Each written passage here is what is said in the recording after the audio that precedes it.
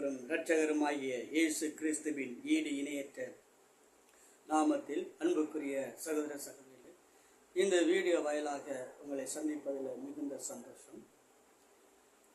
சங்கீதத்தின் பகுதி, கர்த்தருக்கு பயந்து அவர் வழிகளில் நடக்கிற எவனோ அவன் பாக்கியவான். அவன் கைகளின் பிரயாசத்தை அவனே சாப்பிடுவான். அவனே சாப்பிடுவான். உனக்கு பாக்கியமும் நன்மையும் உண்டாயிருக்கும் என்று வேதவசனம் சொல்லும். ஆம், அன்புக்குரிய சகோதர சகோதரிகளே, இந்த நாளிலும் ஆண்டவருடைய வார்த்தை என்ன சொல்கிறது? கர்த்தருக்கு பயந்து அவருடைய வழிகளில் நடக்கிற எவனோ அவன் பாக்கியவான். ஆம், அன்புக்குரிய சகோதர சகோதரிகளே, பயப்படுகிற பயம் என்றால் என்ன என்றால், நீதிமொழிகளின் புஸ்தகம் 3வது அதிகாரம் 7வது வசனத்தில் ஒரு கர்த்தருக்கு பயப்படுகிற பயம் என்றால் என்ன? கர்த்தருக்கு பயப்படுகிற பயம் என்றால் அங்கே சொல்லப்படுகிறது, தீமையை விட்டு விலகு. நீ கர்த்தருக்கு பயந்தினா முதலாவது நீ என்ன செய்? தீமையாய் காணப்படுகிறவைகளை விட்டு நீ விலகு என்று வேதவசனம் சொல்லுகிறது. தீமையாய் காணப்படுகிறது. நீதிமொழிகள் புஸ்தகத்தில் 3வது அதிகாரம் 7வது வசனத்தில் தீமையாய் காணப்படுகிற காரியத்தை விட்டு விலகு என்று வேதவசனம் எச்சரிப்பு கொடுக்கிறது. அது மாத்திரமல்ல, நீதிமொழிகள் புஸ்தகம் 8வது அதிகாரம் 13வது வசனத்தில் தீமையை வெறுக்க வேண்டுமா? கர்த்தருக்கு பயப்படுகிற காரியம் என்ன என்றால் வேதவசனம் 2வது காரியம் சொல்லுது, தீமையை வெறுக்க வேண்டும் என்று வேதவசனம் சொல்லுது. கர்த்தருக்கு பயப்பட்டுட்டேன் என்றால் நான் முதலாவது என்ன செய்ய வேண்டும்? தீமையை விட்டு, தீமையாய் காணப்படுகிறவைகளை விட்டு விலக வேண்டும். இரண்டாவது, அந்த தீமையின் மேல் ஒரு வெறுப்புணர்வு உண்டாக வேண்டும். எந்த ஒரு காரியம் உனக்கு தீமையாய் காணப்படுகிறதோ அந்த காரியத்தின் மேல் வெறுப்புணர்வு ஏற்பட வேண்டும். வெறுப்புணர்வு ஏற்படும் பொழுதுதான் இதுதான் கர்த்தருக்கு பயப்படுகிற பயம் என்று வேதவசனம் சொல்லுகிறது. சங்கீதத்தின் புஸ்தகம் 112வது அதிகாரம் 1வது வசனம், நீ அடுத்து என்ன செய்யணும்? கர்த்தருக்கு பயந்தினா கட்டளைகளை கைக்குள் என்று வேதவசனம் சொல்லுது. 112:1 சொல்லுகிறது, நீ கர்த்தருடைய கட்டளைகளை நீ என்ன செய்? கர்த்தர் உனக்கு கட்டளையிட்டு இருக்கிற அந்த காரியத்தை கைக்குள் என்று வேதவசனம் சொல்லுது. ஆம், அன்புக்குரிய சகோதரனே சகோதரியே, கர்த்தருக்கு பயப்படுகிற பயம் என்றால் என்ன என்றால், முதலாவது தீமையை விட்டு விலக வேண்டும். இரண்டாவது, தீமை மேல் வெறுப்புணர்வு உண்டாக வேண்டும். மூணாவது, வேதவசனம் சொல்லுகிறது, அந்த மனிதன்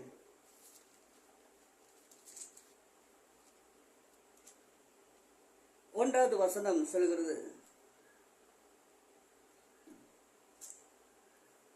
112:1 வசனம் சொல்ல, கர்த்தருக்கு பயந்து அவருடைய கட்டளையில் மிகவும் பிரியமாயிருக்கிற மனுஷன் பாக்கியவான். 3வது சொல்லப்படுகிறது, நீ என்ன செய்யணும்? கர்த்தருக்கு பயந்து அவருடைய கட்டளைகளை நீ என்ன செய்?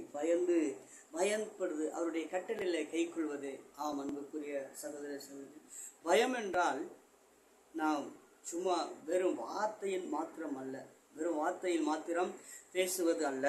அன்புக்குரிய சகோதரிகளே, தீமையை விட்டு, தீமையாய் காணப்படுகிற காரியங்களை விட்டு விலக வேண்டும் என்று வேதவசனம் சொல்லுகிறது. கர்த்தருக்கு பயப்படுகிற பயம் என்றால் என்ன? தீமையை விட்டு விலக வேண்டுமா? இரண்டாவது, அந்த தீமையின் மேல் வெறுப்புணர்வு ஏற்பட வேண்டுமா? ஆம், அன்புக்குரிய சகோதரிகளே, மூன்றாவது சொல்லப்படுகிறது, கர்த்தருக்கு பயந்து அவருடைய கட்டளையின் மேல் பிரியமாயிருப்பது. ஆம், அன்புக்குரிய, அதுதான் பயம். கர்த்தருக்கு பயப்படுகிற பயம் என்றால் வெறும் செருப்பு போட மாட்டேன், சட்டையை மாற்றிக்கொள்வேன் என்று சொல்வது பயம் அல்ல. தீமையை விட்டு, தீமையாய் காணப்படுகிறவைகளை விட்டு விலக வேண்டும். தீமையாய் காணப்படுகிறவைகளை விட்டு நாம் அதன் மேல் ஒரு வெறுப்புணர்வு ஏற்பட வேண்டும். ஆம், அன்புக்குரிய சகோதரர்களே, யோசுவாவின் புஸ்தகம் 24வது அதிகாரத்தில் 14வது, அதில் யோசுவாவின் புஸ்தகம் 24:14 சொல்லப்படுகிறது, அதில் உத்தமமாய் ஆண்டவர் வேதவசனம் சொல்கிறது. ஆம், அன்புக்குரியவர்களே, உத்தமமாக யோசுவாவின் புஸ்தகம் 24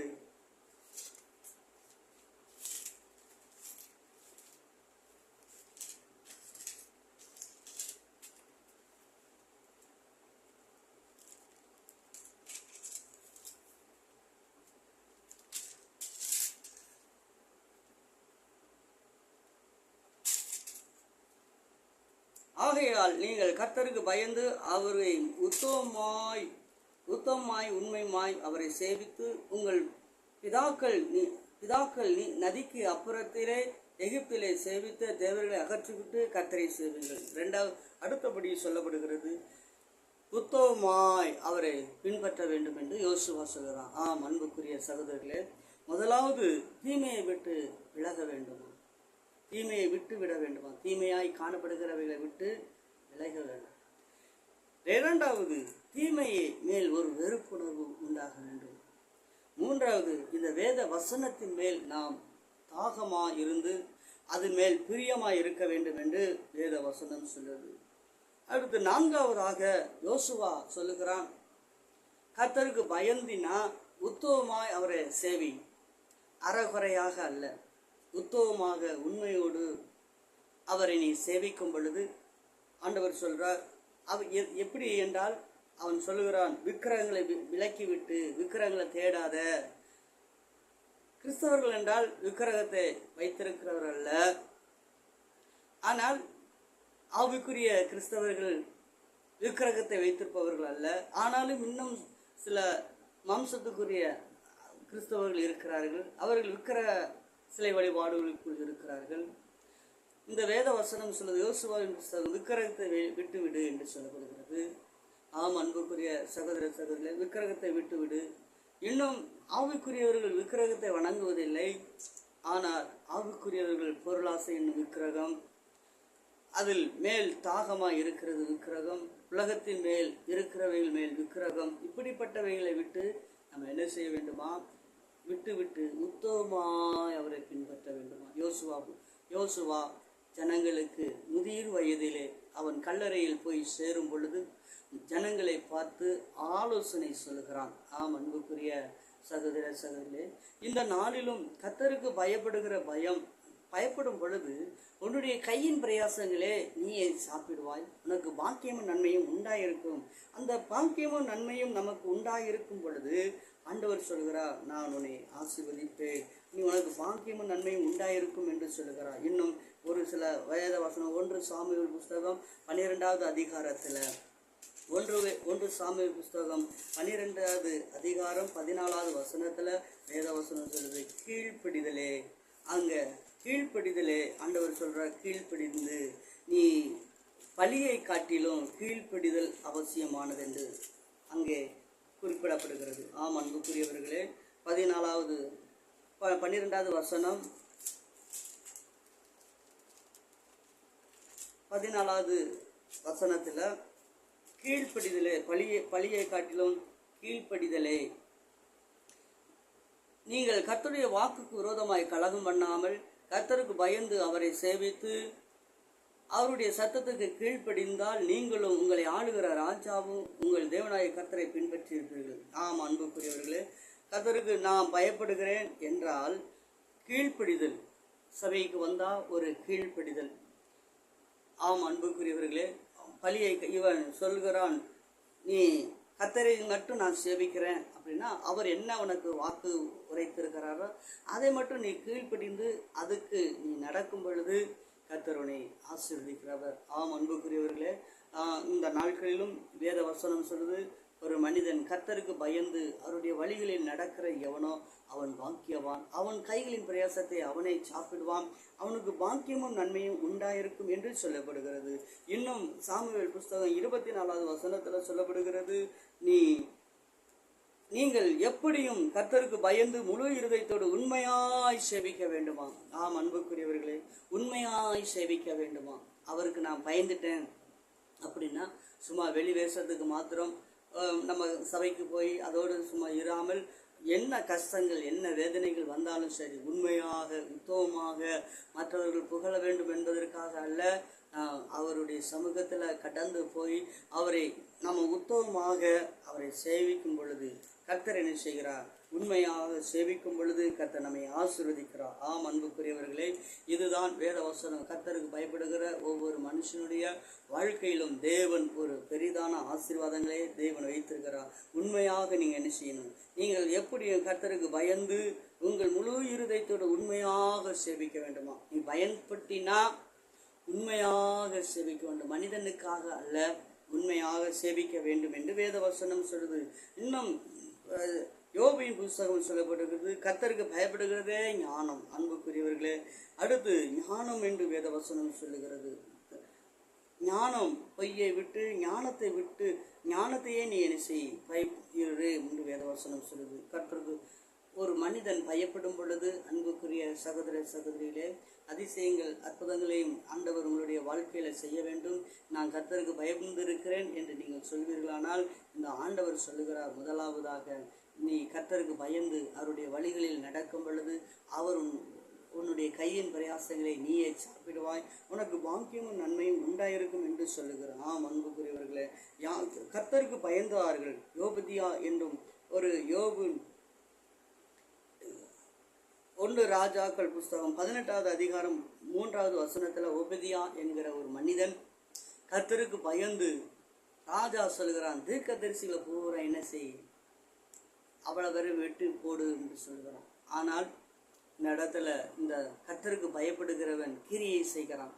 ஒரு குகைக்கு 50 பேராக வைத்து அவர்களை போஷிக்க, அவர்களுக்கு ஆகாரத்தை கொடுத்து அவர்களை பாதுகாத்து வருகிறான். தீர்க்கதரிசிகளை பாதுகாத்து வருகிறான். கர்த்தருக்கு பயந்தால் அடுத்து என்ன செய்கிறான் என்றால், அவனுடைய கையின் பிரயாசங்களை கர்த்தருடைய பரிசுத்தவான்களுக்கு கொடுத்து அவனை பாதுகாத்து வருகிறான் என்று வேதவசனம் சொல்லு. இன்னும் கர்த்தருடைய சத்தத்துக்கு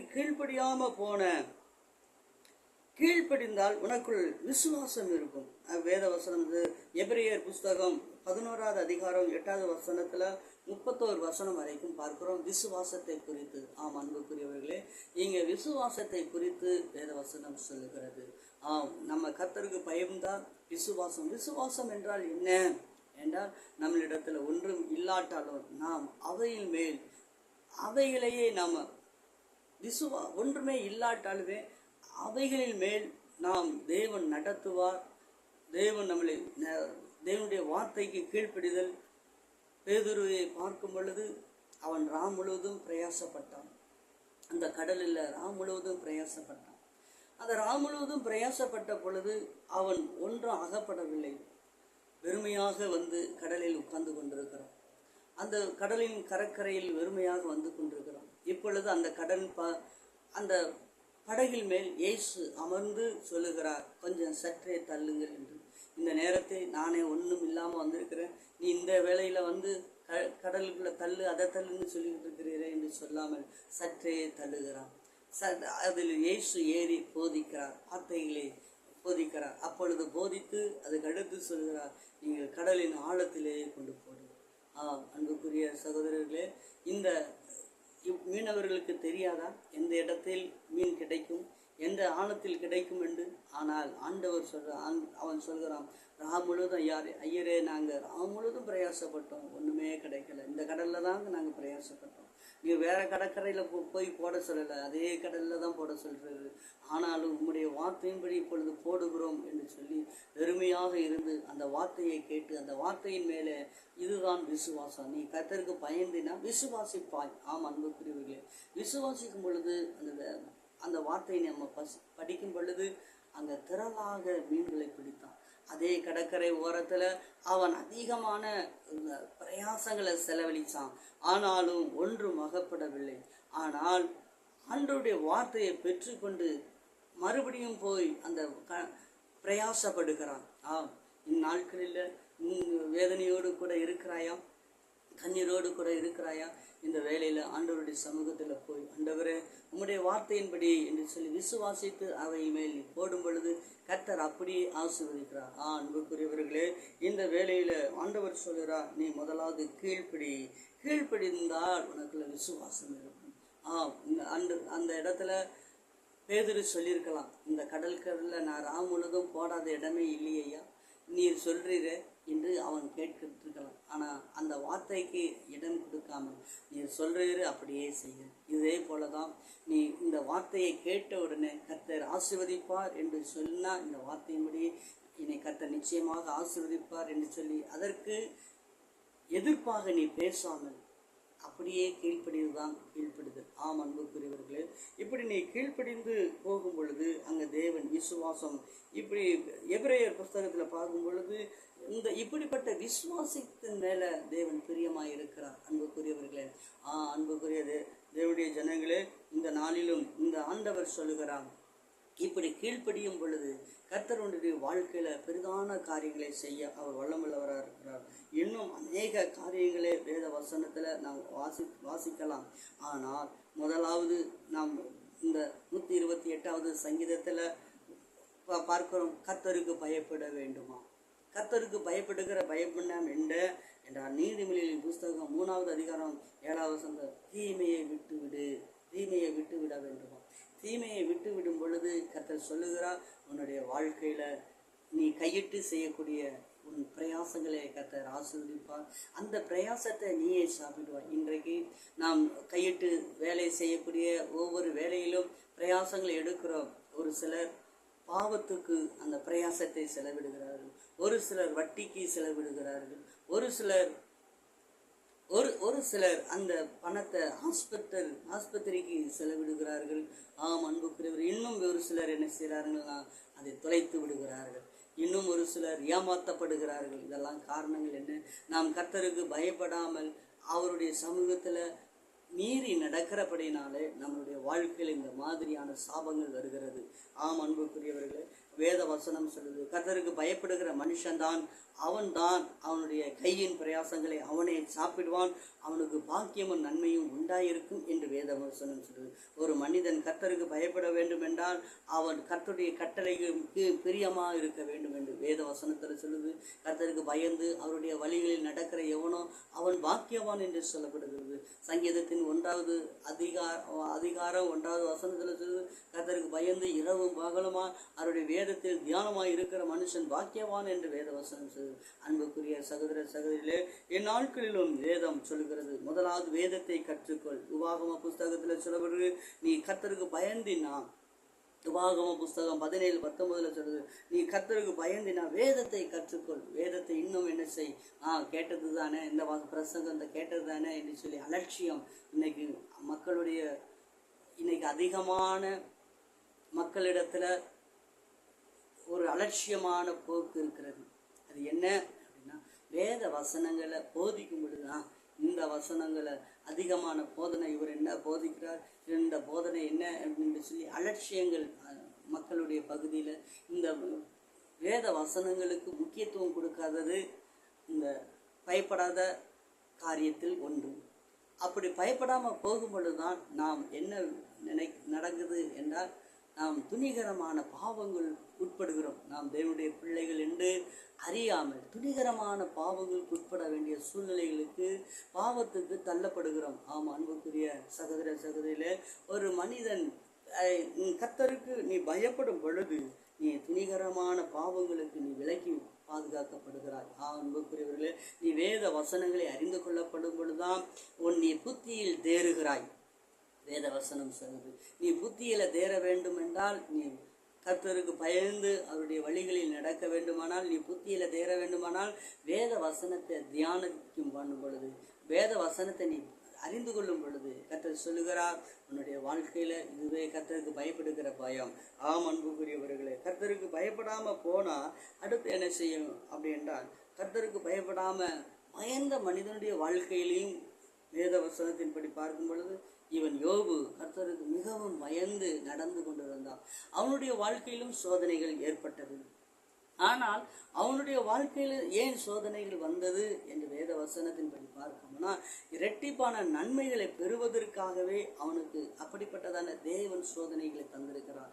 அவன் கர்த்தருக்கு பயந்தவன் தான், ஆனால் அவன் சோதிக்கப்பட்டான். அன்புக்குரியவர்களே, நீயும் பயந்து கொண்டு இருந்து சோதிக்கப்பட்டு கொண்டு இருக்கிறாயா? நீ பயப்படாத, உனக்கு 2 மடங்கான ஆசீர்வாதங்கள் யோபு வைப்பார்.